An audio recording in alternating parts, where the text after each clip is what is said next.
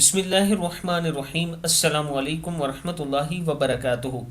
عابد راجہ channel کی طرف سے آج میں اپنے دوستوں کو رسول اللہ صلی اللہ علیہ وآلہ وسلم کا ایک بہت ہی پیارا فرمان سناؤں گا۔ آپ دوستوں نے اس پر ضرور عمل کرنا ہے۔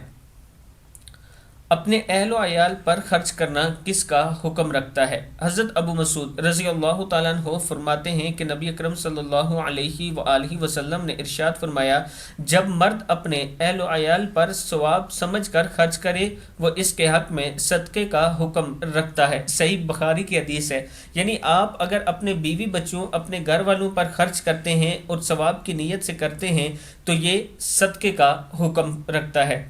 اللہ تعالی ہم سب کو اپنے گھر والوں کے ساتھ اچھا سلوک کرنے کی توفیق عطا فرمائے۔